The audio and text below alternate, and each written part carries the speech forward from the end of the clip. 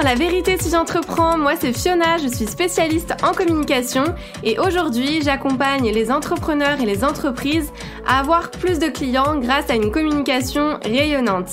Chaque semaine, je vais vous partager des stratégies, des conseils concrets et facilement applicables autour du business en ligne, d'Instagram, de l'organisation, mais aussi mes réflexions plus personnelles et l'envers du décor de l'entrepreneuriat en toute vulnérabilité et sans aucun filtre. Si tout ça vous parle, alors bienvenue, vous êtes au bon endroit et maintenant c'est parti pour l'épisode étincelant du jour.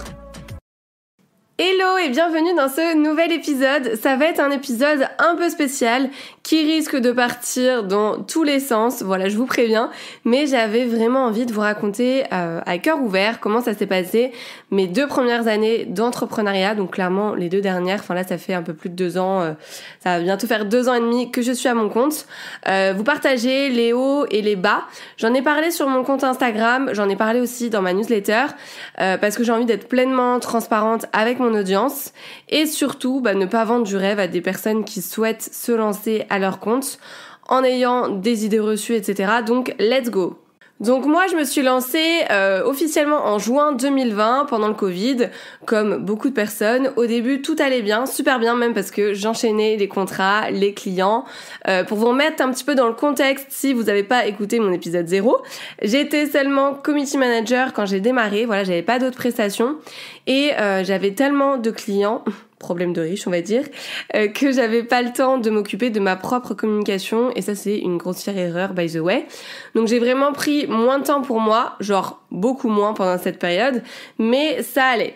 C'était plus en termes physiques où je faisais beaucoup moins de sport qu'avant, puisqu'avant j'allais à la salle minimum 5 fois par semaine, je mangeais ultra bien, je faisais beaucoup de marches, etc. Et là j'étais devenue sédentaire, ça se ressentait, ça se voyait. Et puis j'ai enchaîné le travail jusqu'à qu'un gros contrat s'arrête en novembre 2020, donc pendant le 2e confinement. Et là du coup j'ai lancé mon compte Instagram professionnel, donc je crois que c'était autour de fin novembre. Début janvier, je signe une nouvelle cliente en community management via Instagram. Et après, j'ai de plus en plus de demandes via toujours cette plateforme, mais j'ai plus de place en CM, donc en community management. Et du coup, je commence à développer mes services. Je propose des stratégies clés en main sur Instagram et ensuite du coaching. En mars ensuite 2021, si mes souvenirs sont bons, donc vraiment 4 mois après avoir créé mon compte, je suis full en community management, je suis full en coaching et en stratégie. Et en fait, à partir de là, on va dire que les choses sont un petit peu parties en couille, on va dire ça clairement. Je me suis enfermée en fait dans une bulle de travail parce que j'avais toujours des choses à faire. C'est ça être entrepreneur, clairement, on va pas se mentir. Mais là, c'était plus. Donc je me souviens en juin, je crois que c'était en juin, donc toujours 2021, j'ai réalisé mon meilleur chiffre d'affaires, j'étais pas loin des 10 000 euros. Et pourtant, je me suis jamais sentie aussi mal. Déjà, premièrement, j'étais pas plus heureuse que ça d'avoir gagné autant. Je me disais que je peux encore mieux faire alors que entre nous 10 000 euros par mois en chiffre d'affaires c'est pas donné à tout le monde alors que ça faisait même pas ça faisait 1 an je crois que j'étais à mon compte. Donc franchement c'est bien et c'est beaucoup plus que ce qu'on gagne généralement en salariat, etc. Mais voilà, j'étais pas satisfaite. Et de 2, je me suis totalement oubliée. On peut dire que clairement, le mois de juin, ça a été le début de la catastrophe, on va pas se mentir. J'ai commencé à avoir des douleurs un petit peu partout dans mon corps, je dormais mal, je faisais des crises d'eczéma alors que je n'en avais pas fait depuis mes 10 ans. Je me sentais stressée H24, j'enchaînais les boutons de fièvre, bref, c'était vraiment pas évident à gérer. Et je me suis dit en fait que j'allais ralentir le rythme pendant l'été. Mais c'était sans compter les nouveaux projets. Voilà, quand on est entrepreneur aussi, c'est comme ça, on a plein d'idées à chaque fois qui fusent, plein de projets. On a envie de tout faire en fait, d'avoir de nouveaux projets, mais surtout de les concrétiser. Et c'était mon cas. Du coup, j'étais vraiment sur tous les fronts. Création de mon site internet, ça c'était mon projet justement de l'été. Création de ma newsletter pour la rentrée. Création de mon premier produit digital, donc le pack Insta Express, le travail pour mes clients en CM, ma création de contenu, etc. Bref, vous l'avez compris, c'était tout sauf des vacances. Et je suis quand même partie donc en vacances, on va dire que j'ai changé d'environnement, j'étais dans le sud avec ma famille, avec mon chéri, et en fait, là clairement, j'ai pas profité. J'avais toujours des choses à faire Et d'ailleurs, si on regarde bien, j'ai pas vraiment déconnecté en mode vacances 100% off depuis que je me suis lancée à mon compte, donc ça commence à faire. Bref, c'était pas la question. J'enchaînais tout sans m'écouter parce que en plus de ça, je suis générateur pour ceux qui s'intéressent à tout ce qui est human design. Donc clairement, je suis en capacité de bosser beaucoup sans m'arrêter à partir du moment où je fais quelque chose qui me fait vibrer. Donc ça a ses avantages, mais ça a ses défauts quand on n'écoute pas du coup son corps, parce que justement on est capable de bosser H24, et clairement c'est ça, parce que moi je me faisais des journées de 75, des journées n'importe quoi, des semaines de 75-80 heures facile, voilà, sans m'en rendre compte. Et le pire, c'est que j'aimais ça. Et en fait, je me souviens, début septembre, quand j'ai lancé du coup mon site, mon produit digital, la newsletter et tout ça, j'avais dit à mon copain, t'inquiète, ça va aller mieux, j'ai sorti tout ce que je voulais sortir, je vais ralentir le rythme, etc. Et pas du tout. J'ai commencé en fait avec la création de ma formation dans la foulée, parce que j'avais vraiment envie de créer une formation Instagram ultra complète, comme never, pour pouvoir justement automatiser un petit peu plus mon business. Et parce que j'ai acheté moi des formations par le passé où j'ai été assez déçue clairement par mes investissements, et là j'avais vraiment envie de créer the formation où les personnes n'auraient pas besoin d'acheter du coup quoi que ce soit par rapport à Instagram par la suite, et du coup faire des économies. Et du coup c'était mon projet. Donc je commence à bosser en septembre sur ma formation InstaShine, en plus de toutes les missions que j'ai à côté. En décembre, donc ça dure quelques mois, et je crois que c'était, en décembre, parce que c'était pendant les fêtes de Noël, on part en vacances, encore une fois, en famille, avec mon chéri, les proches, etc. Et là, en fait, je me suis mis une pression monstre, parce que je devais lancer ma formation, du coup, mi-janvier, donc j'avais plein de choses à finaliser, j'ai énormément bossé, je restais pas avec ma famille, je délaissais mon chéri totalement, et j'étais clairement sur les bords des nerfs. Et je me souviens d'une conversation d'ailleurs avec ma mère qui m'avait dit, je crois quelque chose du genre, depuis que t'es à ton compte, et surtout ces derniers temps, je te trouve moins fun, je te trouve moins drôle, je te trouve moins présente, bref en gros c'est pas un kiff de passer du temps avec toi. Et honnêtement ça m'a mis une claque. Et c'était que le début des claques, on va dire, puisque du coup mi-janvier, fin janvier 2022, donc là on se retrouve en 2022, je fais mon lancement pour ma formation InstaShine, et je bosse littéralement comme une malade, et pourtant j'étais prête, mais en fait il y a toujours des choses à faire. Je pense que je vous ferai d'ailleurs un épisode spécial par rapport au lancement justement. Et je crois que ça a été le moment de trop, notamment pour mon copain. On a eu pas mal de problèmes, enfin je m'entends quand je dis ça, mais ça a été compliqué pour lui et pour notre couple de gérer ça, parce que j'étais pas là, j'étais plus là pour lui, j'étais plus là pour passer du temps avec lui, et surtout en fait c'était comme si je lui en voulais quand j'étais avec lui, parce que j'avais l'impression de perdre mon temps. Et c'est horrible comme sensation, franchement, autant pour lui que pour moi, parce que je culpabilise, enfin c'est pas facile à vivre. Et en fait à la fin de mon lancement, j'ai craqué dans tous les sens du terme, physiquement, mentalement, etc. J'étais pas en plus contente de mes résultats, parce que j'avais pas atteint mes objectifs, même si j'en étais pas loin, et que c'était déjà très bien ce que j'avais fait. Mais je me suis dit putain, j'ai vraiment eu cette impression d'avoir donner ma vie entière pour cette formation, de m'être éloignée de tout le monde, d'avoir mis toutes mes compétences, mes connaissances dans cette formation pour finalement pas atteindre mes objectifs, et ça m'a découragée plus en fait.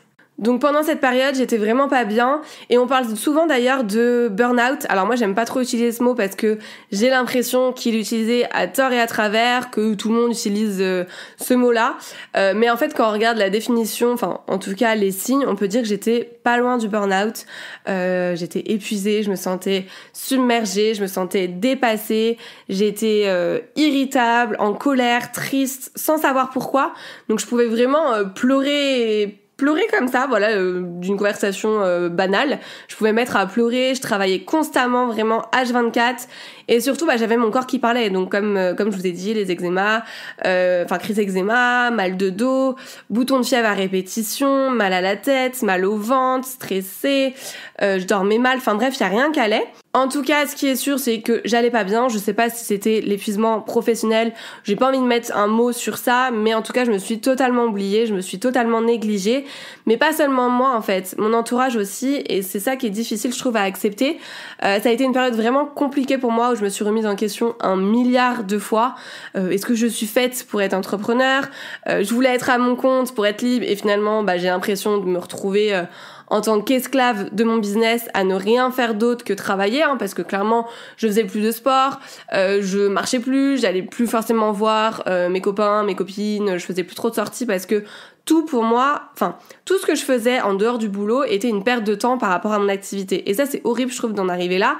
Et au lieu de prendre du temps pour moi, de faire une introspection et tout ce qui va avec, j'ai enchaîné les projets. Donc là, quand je vous en parle, c'est hyper récent pour moi puisque je vous tourne cet épisode en août 2022 et tout ça, ça a été en mars, avril, mai, juin 2022, donc il y a encore quelques semaines. J'ai enchaîné du coup les projets, j'ai sorti une nouvelle formation pour les débutants Instagram, donc Insta pour les boulets. J'ai démarré un coaching de groupe avec 4 super nanas. J'ai sorti du coup un cahier de vacances spécial pour les entrepreneurs, etc. Bref, j'ai pas chômé, on peut le dire. Et pourtant, je m'étais dit, ok, je vais ralentir le rythme, c'est bon, j'ai fait ma grosse formation. Maintenant, je vais kiffer, je vais faire des missions un peu plus chill. Pas du tout. Et en fait, ce que j'aimerais vous dire, c'est que pendant ces 2 dernières années, même plus maintenant, j'ai bien gagné ma vie. Vraiment, j'ai toujours eu de quoi me payer. Je crois que j'ai jamais fait un mois, même depuis que j'ai démarré, en dessous de 2000 € de chiffre d'affaires. Je pense que c'était ça dans mes débuts minimum. Donc, en toute transparence, voilà, ça a été de ce côté-là. Mais je crois que je me suis aussi éteinte, en fait, pendant ces derniers mois. Alors, pas tout le temps, mais par période. J'ai privilégié vraiment la course à la croissance, la course aux clients, la course à l'argent, la course à vouloir toujours faire plus. Et j'ai eu envie de montrer au monde entier que je pouvais le faire. J'avais envie d'être la meilleure. Je me suis aussi beaucoup comparée à mes concurrents pendant ces moments de doute, pendant ces moments un petit peu plus down. Et c'est clairement ce qu'il faut pas faire. Mais finalement, en fait, ce qu'il faut retenir de ça, c'est que la santé est un critère de réussite à part entière à prendre en compte. Moi, je le fais pas tout le temps. Je devrais, mais bon, je préfère être honnête avec vous. Mais quand je fais mon bilan du mois, il y a une partie chiffre, bien entendu. Donc, combien j'ai réalisé ce mois-ci, combien j'ai eu de nouveaux abonnés, combien j'ai reçu de messages, etc. pour, avoir quelque chose à suivre. Mais il y a aussi une partie émotionnelle. Donc, comment je me suis sentie, qu'est-ce qui a été, qu'est-ce qui n'a pas été. Et c'est important, en fait, de prendre ça en compte parce qu'on attend souvent d'avoir franchi justement cette ligne rouge, d'être au plus mal, en fait, avant de réagir. Et c'est ce qui m'est arrivé. Et si je vous dis tout ça, c'est pour vous éviter de faire les mêmes erreurs que moi parce que ça aurait pu être bien pire, parce que quand on est en vrai burn-out, qu'on est en dépression, on n'arrive pas à sortir du lit et pour le coup ça peut être bien pire et j'ai envie vraiment de vous éviter d'en arriver là et du coup dites-vous que vos moments pour vous, vos moments, avec votre entourage, pour votre entourage, vos temps off, ça doit être vraiment votre priorité. Alors, je sais que c'est facile à dire comme ça. Encore aujourd'hui, je suis loin d'être un exemple parce que si on regarde mon quotidien, c'est pas encore ça. Là, je vais partir en vacances. Je mets des guillemets parce que je vais changer d'environnement. Mais encore une fois, je vais pas prendre des vacances où je vais déconnecter à 100%, etc. Il y a encore plein de choses qui vont pas. Mais par contre, je sais où je veux aller maintenant et comment surtout. Et j'arrive à m'octroyer un petit peu plus de temps pour moi et surtout pour mon entourage. Donc soyez attentifs à ce que vous ressentez, soyez attentifs à comment vous vous sentez, à ce que vous dit aussi votre entourage. C'est important de les écouter, de prendre en compte justement ce qu'ils vous disent parce que nous, quand on est dedans, on est à fond et en fait, on a envie d'aller vite, on n'écoute pas forcément, on se dit que les gens comprennent pas parce que justement, ils sont pas dans notre situation, ils sont pas forcément dans l'entrepreneuriat, etc. Et du coup, on s'enferme en fait dans une bulle et ça peut être dangereux et ça peut aller loin en fait. Remettez-vous au centre de votre vie. Ne vous laissez pas entraîner comme moi dans une spirale de faire toujours plus. Et j'en profite aussi pour dire que je pense réellement que tout le monde n'est pas fait pour être entrepreneur et qu'il faut arrêter en fait de penser qu'être à son compte c'est gagner de l'argent depuis son téléphone au bord de la piscine sans faire grand chose. Moi j'ai jamais autant travaillé depuis que je suis à mon compte et c'est ok, je suis ok avec ça parce que j'aime ce que je fais, mais ça demande beaucoup de discipline, beaucoup de motivation, de persévérance, de patience, d'adaptation et tout plein de choses. Et c'est tout simplement pas fait pour tout le monde. Maintenant, j'avoue, j'ai beaucoup parlé de choses négatives, j'ai l'impression, mais parce que j'avais envie de mettre un warning, une alerte par rapport au fait qu'on peut vite se sentir dépassé et du coup totalement s'oublier, ne plus avoir d'équilibre vie pro, vie perso, même si c'est encore un autre sujet. Par contre, à côté de ça, bien sûr, je suis hyper reconnaissante pour tout ce que j'ai fait, tout ce que j'ai accompli. J'ai l'impression d'avoir tellement évolué au cours de ces 2 années et demie, on va dire, d'entrepreneuriat. J'ai fait aussi de magnifiques rencontres, autant avec mes clients que de partenariats, de collaborations. Et j'ai rencontré vraiment des amis via Instagram dans le monde de l'entrepreneuriat, et c'est important de savoir bien s'entourer. Ça fera aussi l'objet d'un autre épisode. Mais voilà, ne pensez pas que cet épisode est là pour me plaindre. C'est vraiment plus parce que je suis passée par là et j'ai l'impression qu'on n'en entend pas assez, ce genre d'histoire, et que j'avais vraiment envie de me livrer à cœur ouvert par rapport à ça, parce que ça n'a pas été une période facile et que je suis sûre que beaucoup de personnes passent aussi par là. Enfin, je parle aussi à d'autres entrepreneurs et je suis pas la seule. Et voilà, si je vous dis ça, c'est que j'espère que vous allez peut-être éviter de faire les mêmes erreurs en fait que moi, que d'autres entrepreneurs. Bref, je pourrais en parler des heures encore, mais je vais m'arrêter là. Je voulais juste vous montrer que malgré ce qu'on peut voir, tout n'est pas tout beau, tout rose, mais que ça vaut le coup. Il faut s'accrocher et il faut encore une fois faire attention en fait à ses priorités. Tout est une question d'équilibre et de priorité. Donc voilà, j'espère que le message est passé. J'espère que cet épisode vous aura plu et je vous dis du coup à la semaine prochaine. C'est tout pour aujourd'hui, j'espère que cet épisode vous a plu. N'hésitez pas à vous abonner si vous ne voulez absolument pas manquer les prochains épisodes et à laisser 5 étoiles pour me soutenir. Vous pouvez me retrouver sur Insta pour encore plus de conseils ou si vous voulez simplement papoter. En tout cas, merci de m'avoir écouté. Je vous dis à très vite pour un nouvel épisode La vérité si j'entreprends. Je vous fais des bisous.